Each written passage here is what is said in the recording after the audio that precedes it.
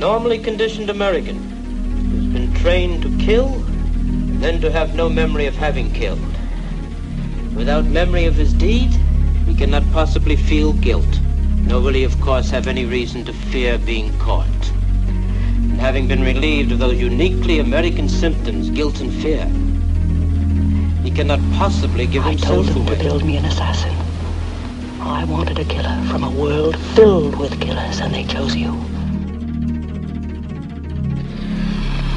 It's a terrible thing to hate your mother. But I didn't always hate her. The preceding is from Richard Condon's novel, The Manchurian Candidate, which in 1962 became a hit movie, in which Lawrence Harvey played Raymond Shaw, a highly decorated prisoner of war who was brainwashed by his North Korean captors to become a robot assassin programmed to murder the president.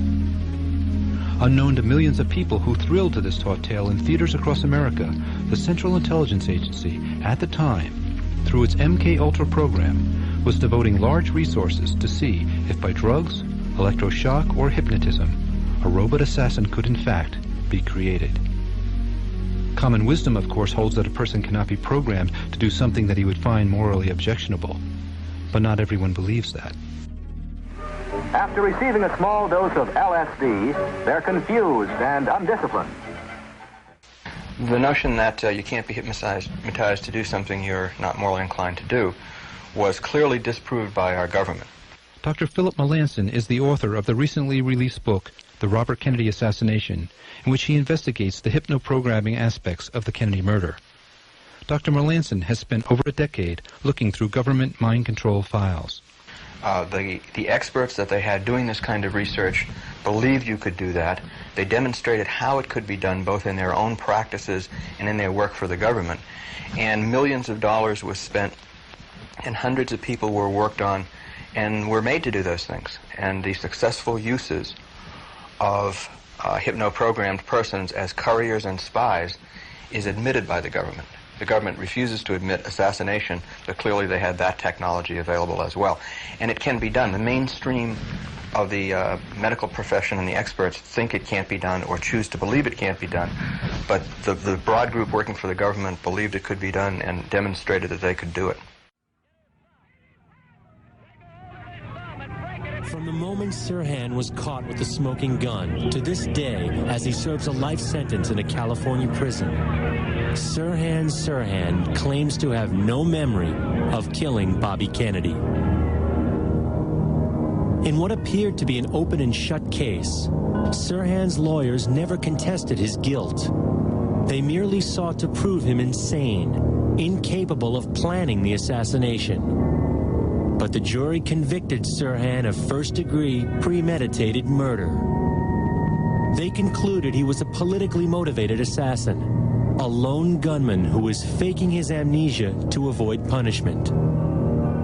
But some experts investigating the assassination believe Sirhan's amnesia is genuine. They offer a highly controversial theory for the cause of Sirhan's lack of memory. Sirhan's lack of memory for the murder of Robert Kennedy was genuine, and it was established by both the defense and the prosecution before the trial. Sirhan himself badly wanted to remember what had happened. After all, he was caught with a smoking gun, so he wanted very badly to remember, and he worked hard at it, but he was still unable to come up with any motive or any memory of the crime. Sirhan remembers the events just prior to the shooting and just after his capture, but claims to have a lapse in memory during the actual shooting. Do you remember drinking coffee? I remember being around the coffee. You don't remember anything at all after that? What do you remember when you got back and after you've had some coffee? I was choking like a son of a bitch. Choking? I was choking. Choking on what?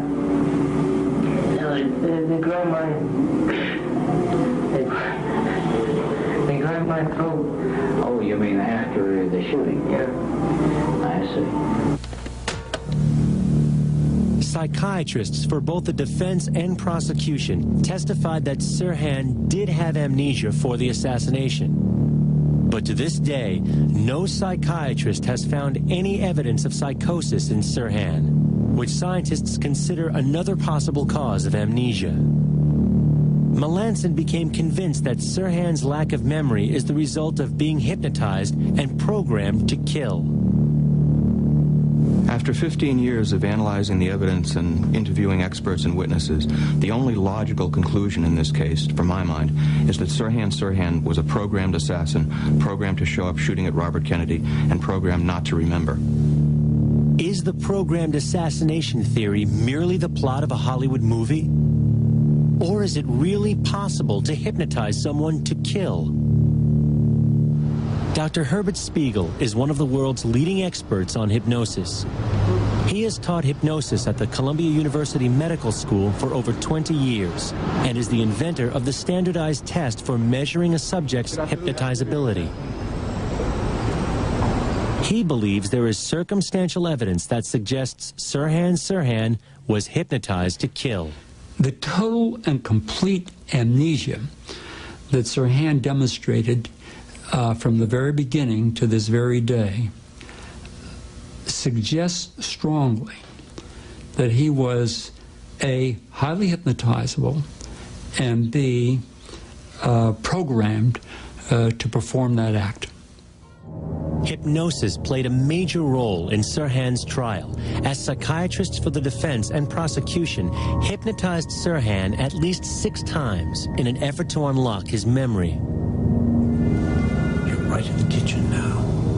In one session under hypnosis, Sirhan was induced to reenact the shooting. Look, Senator Kennedy is here. The psychiatrist reported that Sirhan nearly choked as he relived being strangled, just as in his actual capture. Stay away from the gun. This incident is one of many that Dr. Spiegel found in his review of the court psychiatrist's reports that lead him to believe that Sirhan falls into the highest category of hypnotizability. Only about 5 to 10% of the population are that highly hypnotizable. He comes under the category of what might be called the hypnotic virtuosos. In fact, Sirhan's high hypnotizability, which allowed him to slip into spontaneous trances, was the basis of the defense's argument. His lawyers argued that Sirhan involuntarily shifted into a hypnotic trance and therefore carried out the assassination without planning it ahead of time. The possibility that someone else may have hypnotized Sirhan was never presented in court. But Dr. Spiegel believes that the circumstantial evidence, Sirhan's desire to be hypnotized, his extreme compliance under hypnosis, his amnesia to the assassination event, all suggest that Sirhan appears to be an ideal candidate to be hypnotized.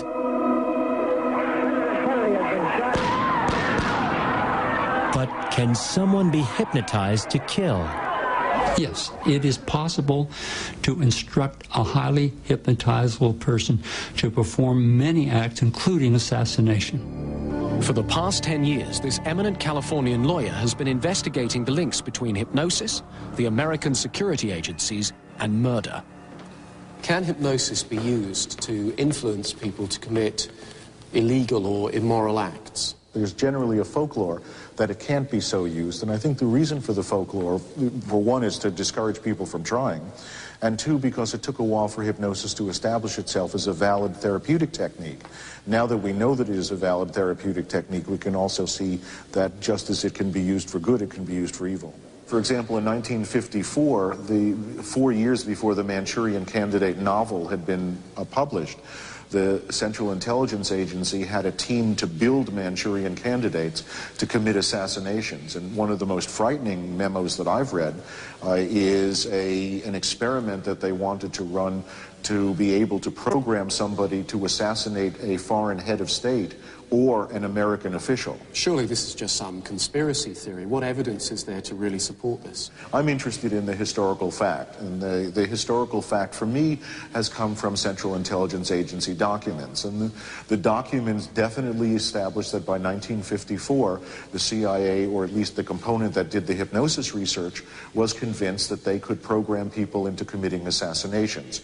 more recent experimentation by the Central Intelligence Agency suggests that they have conducted a series of what they call terminal experiments. And these are experiments which will end in the death of the subjects. In one set of letters from the CIA to a researcher, they asked the researcher if he would be willing to conduct terminal experiments. And the researcher said he'd do it for free. Sniper, aren't you? Sniper. Why did you try to kill me? I had to kill him. I had to. Oh, snap out of it. Stop it, Watson. He's shamming. No, he isn't. Who told you to kill me? She told me. She told you? She told me I couldn't miss. Well, luckily you did miss, you murderer. Isn't a murderer, Watson. Listen, Corporal Williams. She told you you had to do it, didn't she? I had to do it. I've got it, Watson, I've got it. Got what? The method used in the finger murders. Well, what is it? Hypnotism, my dear fellow, hypnotism. This eerie, foreboding structure, also known as Ravenscrag, became a house of psychological horrors, all under the watchful eye of one of the world's leading physicians, Dr. Ewen Cameron. The story of Dr. Ewen Cameron is one of the most tragic, but one of the most clearly visible stories of what happened during the mind control experimentation days. Using unknowing Canadian citizens as test subjects, Cameron had developed a new procedure which caught the eye of the MK Ultra researchers, as well as the Canadian intelligence community. He was hired by the CIA and the Canadian government to further explore the treatment, which he called psychic driving. First, Cameron proposed that they would use intensive electroshock and LSD and other disorienting drugs to, in his terms, de-pattern individuals, basically to wipe the slate clean. Second, using tape-recorded messages, try to program in new behaviors by repeating these messages hundreds of thousands of times, while the victim was immobilized with other drugs. And the final phase was to try to wipe the slate clean so that people could not, again, remember what had happened to them, but still have the new behavior. The psychic driving experiments literally reduced the person to a vegetable. One of the group of people who was a man called Robert Logie, who lives in Vancouver. He was also a victim of these psychic driving experiments where tape loops were played countless hours per day, many months in a row.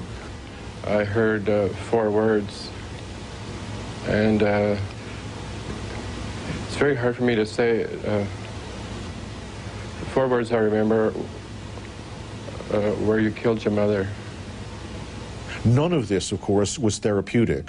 None of it was warranted by the conditions under which the people had gone to the institute. None of it was done with consent, and none of it was done with the awareness of the people that they were experimental guinea pigs in an advanced brainwashing experiment. Another of Cameron's patients who endured months of mental torture was Linda MacDonald. I think there were about 80 of us. We discovered that these 80 people were just ordinary, everyday people. It could have been you, it could have been me, it was me. It could have been anybody who just walked through the doors of the Allen Memorial on the wrong day at the wrong time when Dr. Cameron needed another schizophrenic for his fun little stuff upstairs. Linda MacDonald started off as a pretty much normal person. She basically came into the hospital as a mother with many young children who was a little overwhelmed and depressed for just routine psychiatric treatment. And 3 weeks after I was there, I was shipped up to the sleep ward. And I came out of there a vegetable 5 months later. By the time someone was in the sleep room, the ability of that individual to remember or describe what happened to them was very limited. So the descriptions that there are from nurses and from other people who worked at the facility, and their descriptions are, to quote one, like something out of Dante's Inferno. Within the walls of this living hell, patients would be subjected to electroshock therapy that went well beyond the professionally accepted guidelines of 4 to 8 treatments. I received a total of 109 electroconvulsive shock treatments. In less than 5 weeks, I had 86 straight comatose days where I was completely out of it. The purpose for all of this was to wipe my memory, to take a life, to wipe it completely clean. So I would not have a memory ever. When I came out of the treatment and they had decided that my memory was wiped sufficiently, I didn't know who I was. I was a baby. They had to toilet train me, and they had to teach me to walk and talk and feed myself. She has absolutely zero direct memory of her life before age 25. Now, it doesn't take long to figure out why the CIA or other intelligence agencies would be interested in such research. Well, if Cameron can get it to work for a psychiatric patient, well, then they can use the same thing to deprogram somebody and put them back together for a brainwashing scenario. It would not be until years later, after an emotional divorce from her husband and the painful loss of custody of her children, that Linda MacDonald would learn of the hidden purpose behind the treatment she had received. This big headline saying, Dr. Cameron, CIA, brainwashing experiments, and I stopped breathing for a minute. You could have knocked me over. I knew Dr. Cameron was my doctor. I knew I had been at the Allen Memorial. But up until that moment, I believed, because that's what I was told, that the doctor had fixed me, had done to me great things, and I was lucky that he had been my doctor. So I couldn't not read the article, and as I read it, I was just horrified. My participation in it was in terms of trying to evaluate the behavior that was described. I don't think I can add anything that that hasn't already been. Frankly, it's an area I don't like to talk about. It's not that but I don't like to talk about it. This is the Allen Memorial Institute in Montreal, one of Canada's most highly respected psychiatric hospitals. In 1956, the director of psychiatry here was Dr. Ewan Cameron, one of the country's most highly regarded psychiatrists. Patients were referred to him by doctors from all over the world.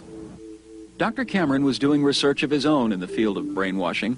He was fascinated by the mind control he had heard described in countries behind the Iron Curtain. The CIA was fascinated too.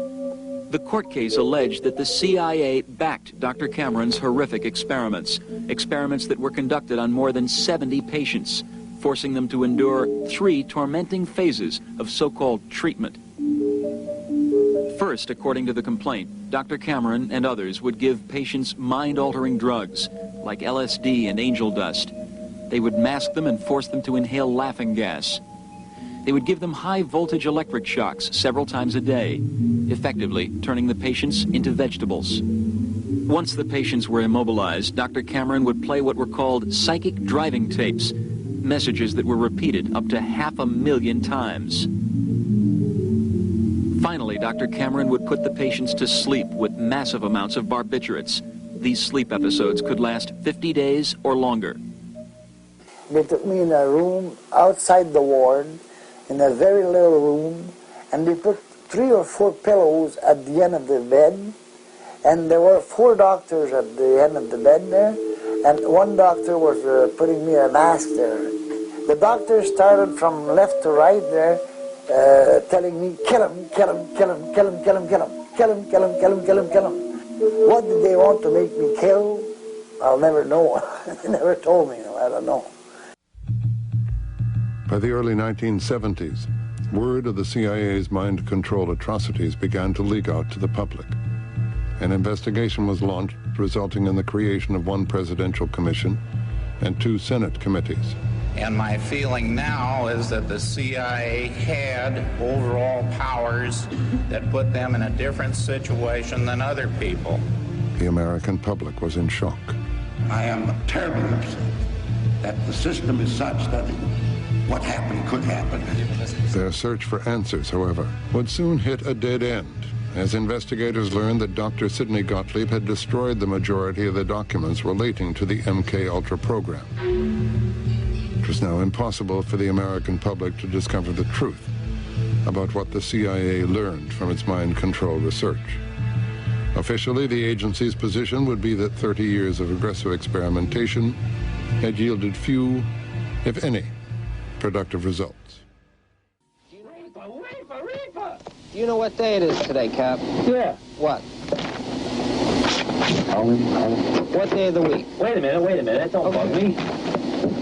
Sirhan's own diary does repeatedly refer to mind control. You say that Sirhan was programmed, controlled, almost brainwashed to kill Robert Kennedy. It sounds like science fiction. As a matter of fact, it sounds like you watched the Manchurian Candidate movie one time too many. What people don't understand about the Manchurian Candidate theory and the movie is that that movie was based on Condon's conversations, as I understand it, with people who were actually involved in CIA mind control research. But if one concedes that a hypno-programmed assassin is a possibility, what evidence is there that Sirhan was in some sort of trance at the time of the murder? I think the best evidence for Sirhan's hypnoprogramming comes from, first of all, his behavior before, during, and after the crime. This spacey demeanor and his chills afterwards, his blocking sensation when being interrogated. There's the fact that he was the perfect hypnotic subject, and that was easily demonstrated by his doctors. And then there is the bizarre fact that he genuinely could not recall the crime, how he got there, how the shooting unfolded, so that the tracks of programming really seem to be there in Sirhan's behavior and memory loss. Witnesses in the pantry at the Ambassador Hotel would seem to support Dr. Melanson's conclusions. During the shooting itself, Sirhan summoned extraordinary strength as he fought Roosevelt Grier and Rayford Johnson, who were unable to pry the gun from his hand for almost 40 seconds.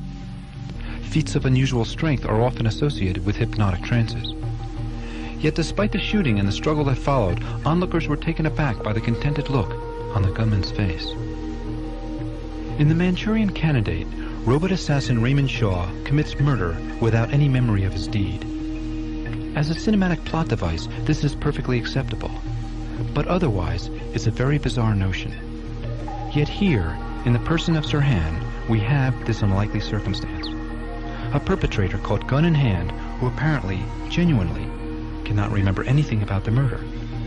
He never claimed that he didn't do it. He didn't say he shouldn't be punished. He says only that he cannot remember.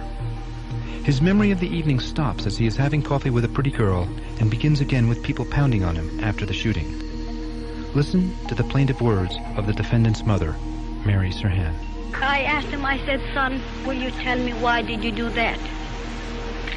His tears began to drop. He said, Mama, I'm sorry. I don't remember anything. I was told that I killed Senator Robert Kennedy. The defendant's inability to recall anything about the assassination led to a most bizarre scene in Sirhan's jail cell before the trial, as Dr. Seymour Pollack, psychiatrist for the prosecution, and Dr. Bernard Diamond, psychiatrist for the defense, together hypnotized Sirhan in an effort to get him to remember the crime. And you see Kennedy coming. Now what do you see, Sirhan? You're back in the kitchen now. What do you see? Sirhan. What's he doing here? What?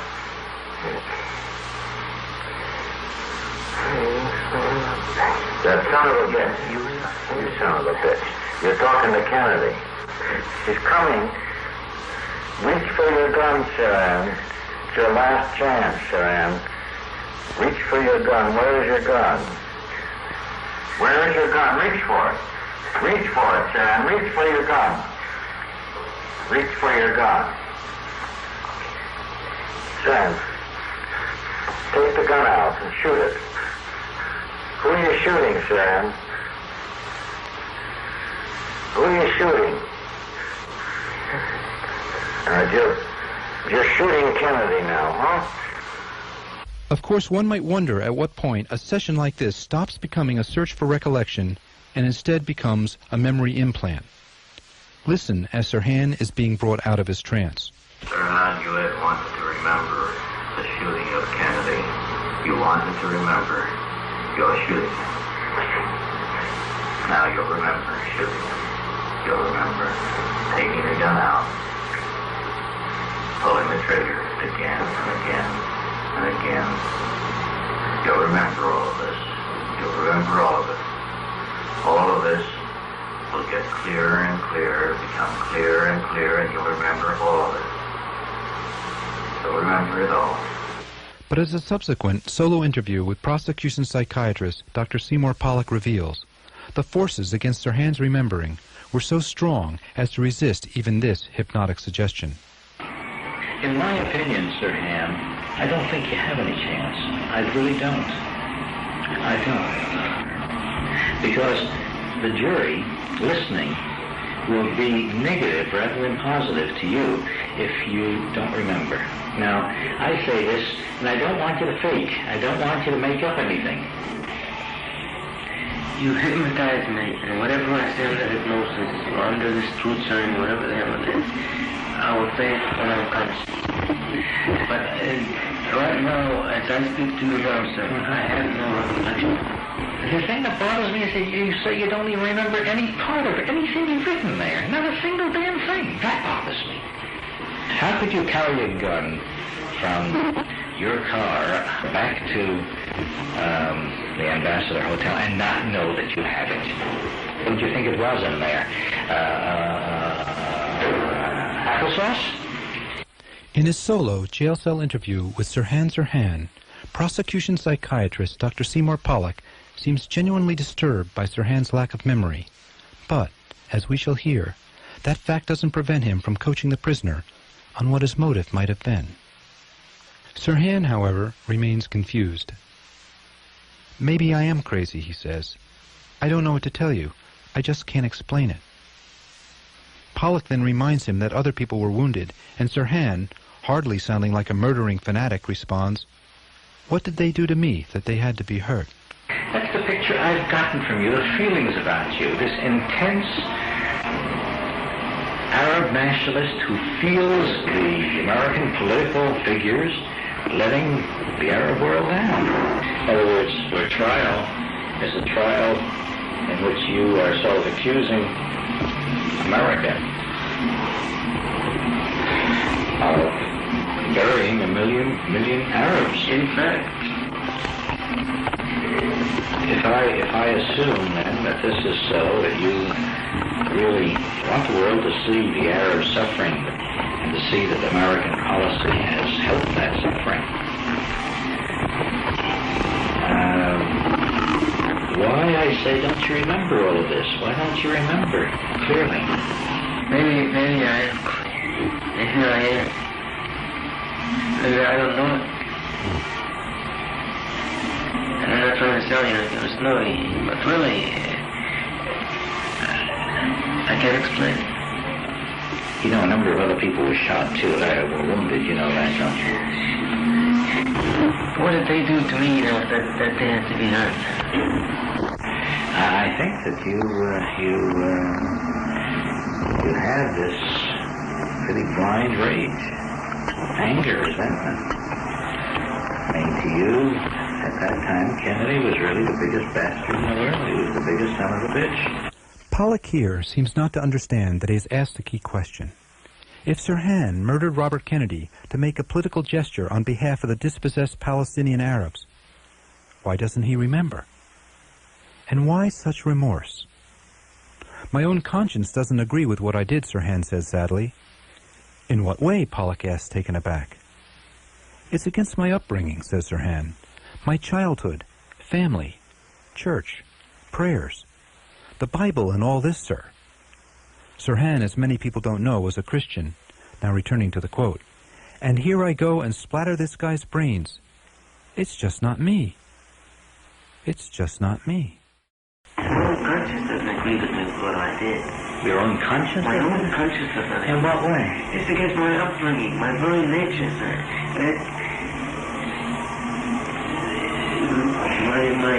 My childhood, my family, the church, and prayers, and the Bible, and all this, thou shalt not kill. And here I go and splatter this guy's brains. It's just not me. If we accept for the moment the possibility that Sirhan was a remote control assassin, the question then arises as to who could have programmed him.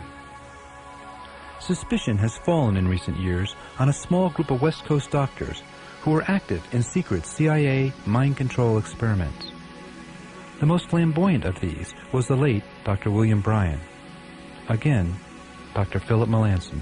William Bryan was, by his own admission, one of the primary researchers for the government in brainwashing, in hypnoprogramming, and in a variety of things. He was an out-of-control super hypno character who exploited women through his hypnosis practice and was temporarily disbarred as a result. He bragged about his work for the government, said he was the czar of brainwashing, and he was also involved with the man I call Reasoner and with another man, all of whom worked together in Southern and Northern California, all of whom worked for the government, and my belief is that two of them, if not three of them, had something to do with Sirhan's programming. William Bryan was a rather large man weighing 386 pounds. He has been variously referred to as the most brilliant man in the field of hypnotism and as a, quote, misguided genius. His private practice involved sex therapy, and by his own admission, he frequently had sex with his female patients. Did William Bryan believe that a subject could be programmed to perform acts that were out of character? Let's listen. You have to have the person locked up physically, and there is also the use of long-term hypnotic suggestion, probably drugs, whatever, and so on. Under these situations where you have all this going for you, yes, you can brainwash a person to do just about anything. Did William Bryan have anything at all to do with Robert Kennedy's accused killer? Well, in the year before his death in 1976, Bryan reportedly bragged to two prostitutes who serviced him regularly that he had, in fact, hypnotized Sirhan. Bryan also liked to brag about his most crowning achievement, the deprogramming of Albert DeSalvo, the Boston Strangler. In Sirhan's notebook, that strange document with page after page of almost indecipherable trance-induced scribbling, there appears the entry, "God help me, please help me. Salvo, di DeSalvo, dies salvo."